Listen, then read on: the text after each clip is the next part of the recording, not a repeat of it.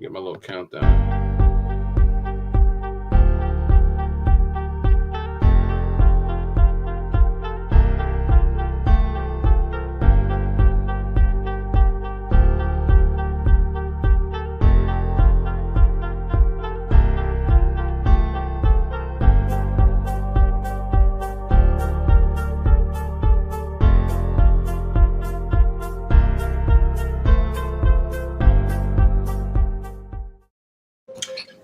Welcome. This is the Fflknights Podcast. We have a special guest tonight, two special guests. Robby Wells, a Hall of Famer, president of FFL Blastoff. And we have the Queen, Esther Knight, Doorknob Queen, from FFL Resilience.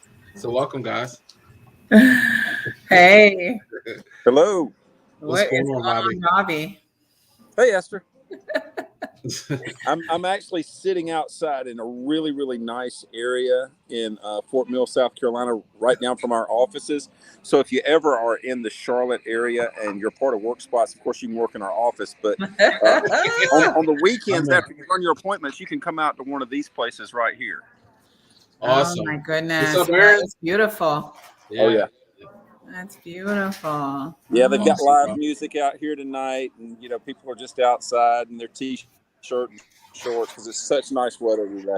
Oh, I know. It's like Arizona. It's beautiful weather, We feel sorry for John because he's stuck in like 40 degrees, No, I'm all right. That was 60 today, so we're good. Okay. So Robby, tell us your best month personally. Best month personally was, I think, 71. Oh, nice. 71,000. Wow. Oh, that's incredible. Wow. What about for your team? For the team, it was 137, almost hitting VP. Okay. Perfect. In a month. Yeah. Now last year, and I did not get my team until about 8. I had about 8 months left in the year last year. In those 8 months, we did a little over 1.2 million, I believe it was. Wow. Incredible, man. Incredible. That's insane. insane. And how many people do you have on your team? Well, I've got a total of 76 writers. Now, not all of them are active, of course. Yeah. We've probably got about 15 that write here and there, and then we've got probably about 6 that are pretty steady. Awesome. Wow. So tell us, Robby, what you were doing before FFL? Well, I don't know if I'm supposed to talk about this, but I'll tell you. Before this, I was actually running. I was running for office and was self-funding my own campaign, going across the country, and having to live in the car because didn't have the money for the hotel room or anything like that. And my campaign manager, who is also the office manager for Velocity, Aaron Lyles, he keeps saying that what we were doing was just absurd because we kept getting on national TV and we kept getting in all these different primaries and actually beating some big notable names that a lot of people have heard. But at the same time, I had no money. And so literally, I think it was about a week before the pandemic started shutting things down. This was like early March of 2020, right at just over 2 years ago, like 25 months ago. I had less than $300 to my name. I was sleeping in truck stops, in my car out in Texas, and going through the primaries out there, and I got on the phone with Aaron. I said, something's got to change. And he said, he says, Dave Witcher just started with this new company called Family First Life. He says, you ought to look at it. And I said, I have nothing to lose. So I made a commitment right there to join Family First Life and make a really, really big go of it. And I've always said, and I said this yesterday, John, you heard me, if I ever get the opportunity to speak to people, I will let them know that the reason I'm here is because the good Lord took care of me and saw me through, that deep, dark tunnel. But there was light at the end of the tunnel, and it's called Family First Life. And so here I am on this broadcast tonight. Wow. And everybody that's listening, I'm telling you, it's because the good Lord got me through it. That is so that's powerful. Yeah, that's powerful because everybody looks at, your success, the fact that you're Hall of Fame, the fact that you're blast off, the fact that you're so good on the phone, and they don't look at, when you were in the valley of the shadow of death. Right. You know what I mean? So right. And those times when you're probably in the car and you're like, how is all this going to work out, Lord, and praying for an opportunity. So Absolutely. Oh man, that's incredible. So yeah, I think that adds to his inspiration. I mean, I've listened to you on live dials, but I remember when you spoke at that conference in Arizona, and I mean, all the speakers were good, but something about when you came on there, I'm like, man, I'm in church right now. Okay, it was that good. Well, his dad was your dad was is a pastor or minister? Yeah, he was a pastor for 52 years. He actually had a massive stroke on Super Bowl Sunday night back in 2008 and passed in the pulpit. Oh no. No. That's he always talked about going home to God. So what a way for a minister to go, I know, doing the Lord's work, Yeah. So Wow. Our dad was a minister too, so that's why we have that kindred spirit, Yeah. Preacher's kids were PKs. That's right. That's right. You gotta watch out for us. All right, Robby. So you finished up making Hall of Fame last year. What are some keys to attaining such a great accomplishment? Okay, so you've got to work extremely hard. You've got to be persistent, and you've got to be consistent. Okay, act like that you've got a boss breathing down your neck, when in reality you are your own boss. But you've got to act like there's somebody there. Okay, breathing down your neck and looking over your shoulder at your every move. You have to work extremely hard. You basically have to set goals. Of course, for the year, I wanted to hit at least 400,000 issue paid, which means I knew that I wanted to do at least 40,000 a month. If I was doing 40,000 a month, I was going to be well over 400,000 for the year. So if I was going to do 400,000 or 40,000 a month, I needed to do 10,000 a week. And if there was 4 run days, I needed to do 2,500 per run day. So I broke it down into small goals. And each day I would go out. It was my goal to get 2,500. Now, if I got more than 2,500, I knew that the next day I didn't have to get quite as much to make it. Okay. But if I didn't hit 2,500, I knew that the next day I had to make it up and I'd have to really hustle. So that's kind of how I did it. That's incredible. So, Robby, on those dial days, I mean, what is it that you say to yourself in the beginning? Because, I mean, we all have things going on, personally. And so it's like when it's time to get on the phone, I hear a lot of people say, oh, I hate dial day. But obviously, I know that that's not you. But how did you get to the point where that, you had a mindset that just said, I'm going to book X amount of appointments? I mean, what is that? What is that about? I believe in working smart. Okay. You don't have to work long if you work smart. You work hard, you work smart, but you don't have to work long. A lot of people want to work long just for an ego thing, but it doesn't really get anything done. So I looked at the system. I realized those that work a little bit earlier can get a whole lot more done. A lot of people start around 8 or 8:30 dialing. I start at 7:30. And the reason I do that is because if I start at 7:30, I get an extra hour on everybody else each time I dial. So if there's 2 dials in a week, okay, I get an extra 2 hours per week. That's over 104 hours in a year extra that I get over anybody else. Okay, now do the math on that. And usually in that first hour from 7:30 to 8:30, when I'm dialing, I usually set 4 or 5 appointments. That's right. Okay, literally. And you can get on the ffldials.com. And to this day, I still do that at 7:30. And usually it's about 4 or 5. Sometimes it's less. Sometimes it's more. But usually it's about 4 or 5. And what I try to do between 7:30 in the morning and noon is book about 10 appointments. And then the rest of the day, I can just go do whatever. If I've got appointments to already run, I'll go run them. But I know that if I've got 10 by noon, by the evening, people are going to call me back because I leave them that simple little voicemail and text message. I know they're going to call me back, and I'm going to set another 5 or 6, which will give me 15 or 16 appointments for the next 2 run days. Right. Do you think that because you've been so successful that right now, I mean, as far as your mindset, it's just like so consistent? Because, I mean, is it possible that you could ever feel like, well, I don't know how today is going to go based on something else? Well, what I've tried to do is control what I can control. Now, you can't control what's on the other end of that phone, but you can control matching their tone. You can control having yourself in the right frame of mind when you start dialing. You can't just get up 20 minutes ahead of time and expect to get on the phone and do well. I get up at 4:30 in the mornings on dial days, and I go to the gym. I work out. I get the blood flowing, the endorphins flowing. I get my meditation on, my prayer going. I usually during my cardio watch a minister and listen to some really, really good, music, whether it's Christian music or just good wholesome music that's uplifting while I'm doing my workout. And then by the time I'm ready to start dialing at 7:30 in the morning, literally half my morning's gone. Nice. So why do you think people have success in the business? People have success in this business because they understand that if they are just very consistent, okay, and they do things that other people won't do, they're going to end up having things that other people don't have. Okay. And John, I'll share this. I shared this yesterday, but I'll share this again. I had a young man about 24 years old come up to me 2 months ago down in Miami at the convention.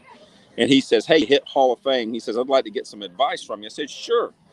And I said, "Just introduce yourself. Tell me a little bit about you." So he said, "Yeah, I want to be a billionaire, by the time I'm 30. And he says, "You're doing some really great things that could help me do that." He said, "Well, you pour into me and tell me." I was like, "Sure." I said, "Well, you got to get up at 4:30 in the morning. You got to work out. And then by 7:30, you've got to be sitting in your office ready to dial or either heading towards your first appointment." I said, "And then you're going to work extremely hard all day long. You're going to go see as many people as you can that you have appointments for. And then when you don't have appointments, you're going to fill those up with door knocks on those wrong numbers or disconnected numbers. And then you're going to go extremely hard. And then you're going to, in the late evening, you're going to recruit. And you're going to go to bed about 12 midnight, and then you're going to get up at 4:30 the next morning and do it again, about four and a half hours of sleep." He looked at me and he says, "I can't do that." I said, "What do you mean you can't do that?" He says, "I'm not going to do that." He says, "I'm not going to, deprive myself of that much sleep." I said, "Didn't you just say that it was your dream to be a billionaire?" He said, "Yes." I said, "Well, going back to sleep, keep on dreaming."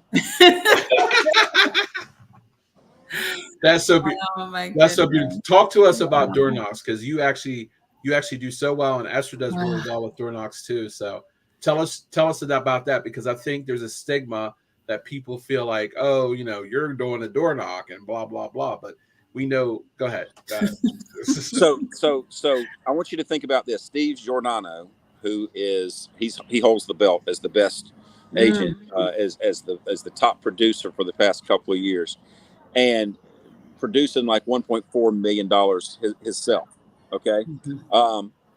People ask him all the time, so, "Well, since you're doing so well, you probably don't door knock." And he's like, "Oh, contraire. The reason he does so well is because he does door knock." And the same with me. I look back over this past year, 25% of my business, literally 25% of my business came off door knocks. Boom. Yeah. See, that's what people don't understand. So why do you think people fail in the business? Because they don't want to get up at 4:30. That's why. Yeah, that's right. You've got people that there's several different reasons people fail at anything. Maybe they're not in their actual field that they need to be in, because this is not for everybody. It's not. Okay. Yeah. If you're not a self-starter, then you need to go work a 9-to-5 job and make a paycheck and just work 40 hours a week, which is only 25% of your week that you're actually going to work for the rest of your life for 32 years, which means you're only productive for 8 of those years.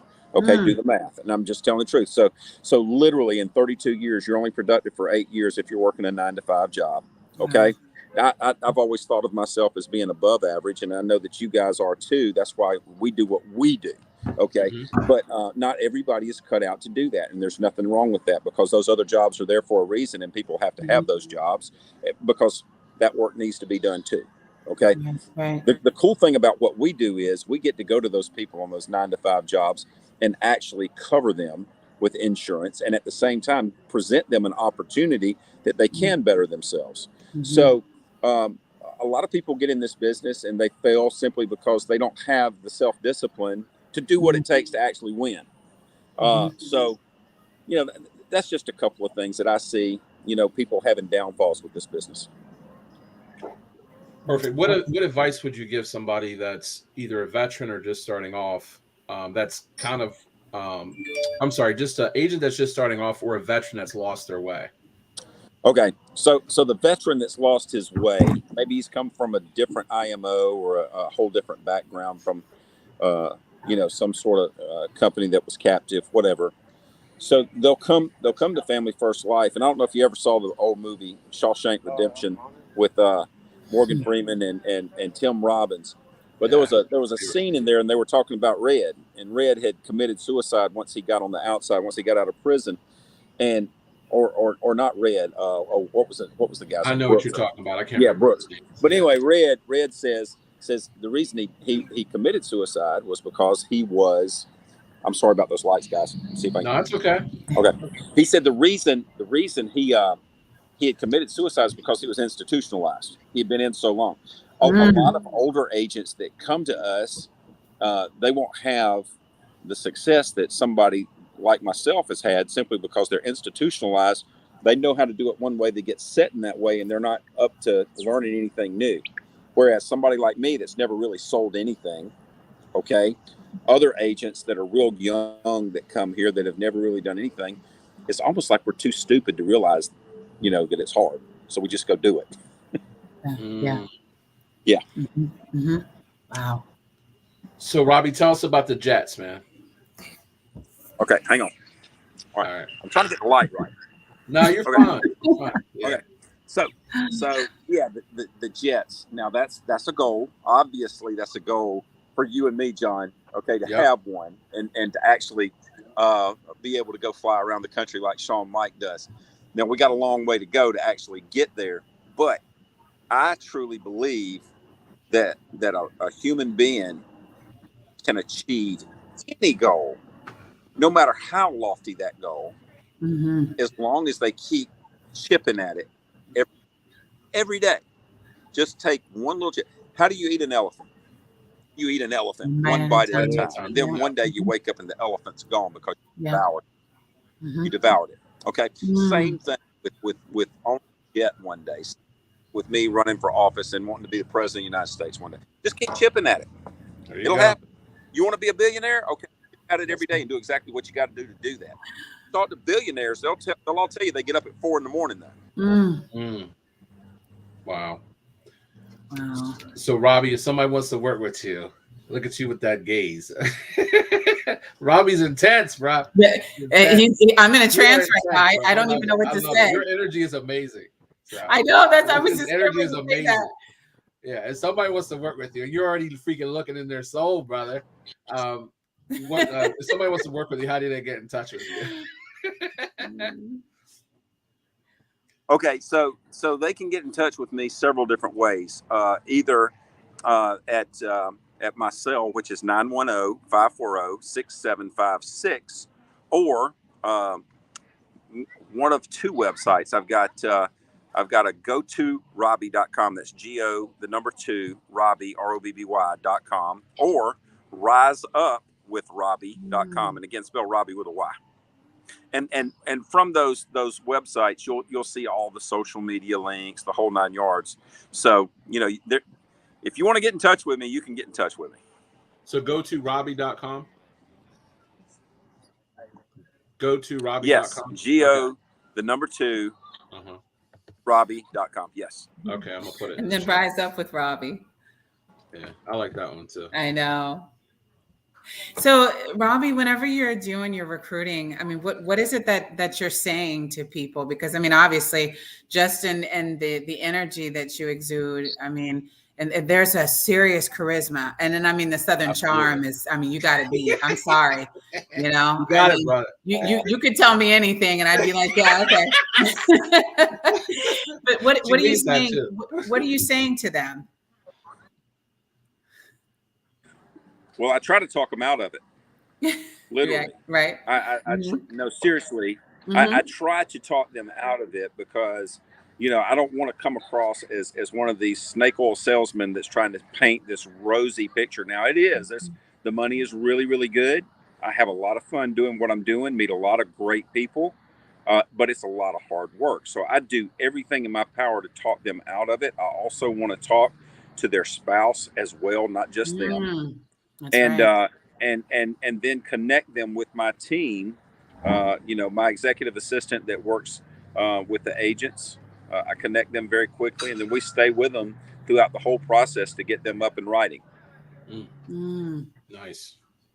So real quick, Robby, I mean, because we've talked a lot about kind of where you came from and, having the $300 and kind of just, being in your car and sleeping at truck stops. Would you say that you really have to have a faith base to do this type of work? Because I've been a W-2 my entire life pretty much. And I've been doing this for almost a year and I absolutely love it. But I think about what I thought about people that would do this type of stuff. I'm like, why would they want to do that? Like, that's a lot to, put a lot of faith in yourself, or like, you're going to go out there and you're going to protect all these people. Like, how do you know that? Where's your confidence coming from? And it's just, I'm starting to fall into understanding the level of faith that you have to have. So can you just talk about that quickly? Sure. And I'll talk a little bit briefly about my faith. I do have a strong faith in God as a born again Christian. Now, you talk about fear, but over 300 times in the Holy Bible, it says, fear not. In fact, the only thing that we're supposed to fear is being out of relationship with God above. So when you start thinking about it like that, and then realizing that, as Matthew 21:22 says, anything you ask for in prayer, believing you will receive, that comes from faith. Okay, but if you pray with faith, whatever it is you're praying for will come to you. Also, Romans 8:28, all things work together for good for those that love the Lord and are called according to His purpose. Okay, which means this: bad things happen to good people. Bad things happen to those that are trying to rise up. But if you're a strong believer, you love the Lord and you're called according to His purpose, it's going to work to the good.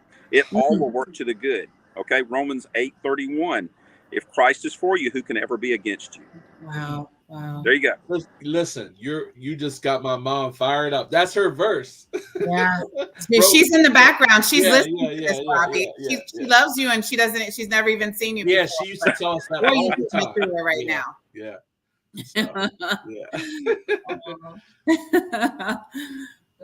And guys, we're gonna, just to let y'all know, I've got to go to Nigeria in July, because I do speak about world peace all over the world, and I'm going to be making a decision fairly soon about my political career. I will tell you this: if I do run again, I will still be working my agency with Family First Life throughout the whole thing.